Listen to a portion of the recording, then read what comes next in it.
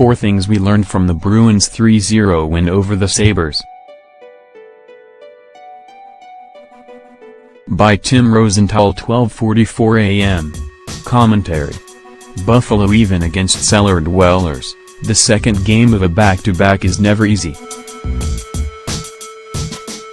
In the Bruins' case, Tuesday's contest with the lowly Sabres marked the second straight week of a back-to-back, and their 5th game in 7 nights.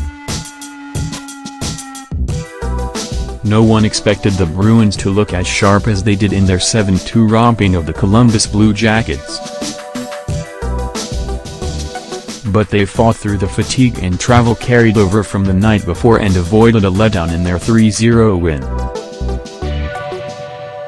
Here is what we learned from KeyBank Center as the Bruins avenged the Sabres' come-from-behind win at TD Garden from 3 goals down back in October. Miller drops the gloves with Bogosian following clean hit. Kevin Miller is developing quite the history with the Sabres. Last year, he ruffled Evander Kane's feathers so much that the former Winnipeg Jet took to Twitter to vent about Miller. Like a true pro, Miller shrugged off Kane's accusations. Tuesday night he answered to Zach Bogosian after delivering a clean first-period hit. Bogosian held his own, but Miller earned the decision. "It was a reaction to the hit, and I obliged," Miller said about the fight. Khudobin settling back into his role. Life of a backup goaltender is quite lonely. At times, backups will go several games and even weeks without a start. With Tuukka Rask back to form, Anton Khudobin settled back into his backup role. Still, the Bruins might be on the outside looking in of a playoff spot if it weren't for Khudobin's 4-game November stretch against the Kings, Sharks, Devils and Penguins. Khudobin only appeared in 3 games since the Bruins' 4-3 win over the Penguins on Black Friday. But on Tuesday, he notched his most impressive performance of the year. Knowing they needed a quality performance, Khudobin gave the Bruins just that. Calm, cool and collected, Khudobin stopped all 36 shots en route to his 6th career shutout. Khudobin had plenty of help in front of him. Whenever he was caught leaving an open net, the Bruins D was there to help the cause. "It feels good as a core," Khudobin said after improving to 8-2-2. "I think it's great the way we battled and the way we played in the 3rd period, knowing that we're winning this game and we didn't sit back. We didn't play to lose, we played to win.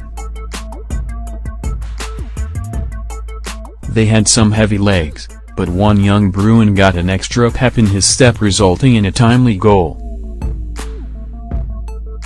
With the game still scoreless, Jake DeBrusk sniped his 8th of the year at 10:14 of the 2nd period to put the Bruins ahead for good.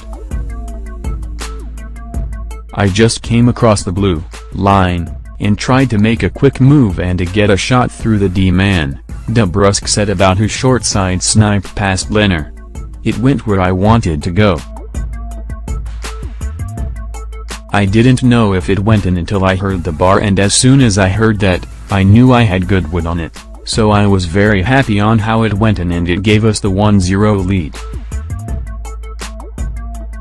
DeBrusk doesn't get the same accolades as McAvoy in terms of Calder Trophy consideration. But there's no question he's come a long way since the start of the season. The 2015 first-round selection is averaging nearly a point per game in his last 13 games.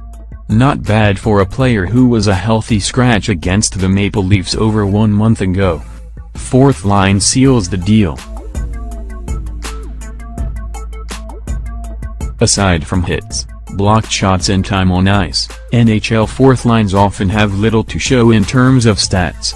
Instead, the bottom trio is judged by intangibles, energy, physicality and other attributes that don't show up on the score sheet. Sean Quirley, Tim Schaller, and Noel Acciari checked off all those fourth-line characteristics, and they came through in crunch time. With Lehner pulled for the extra attacker late in the third period, Cassidy sent the fourth line out for an attacking zone face-off.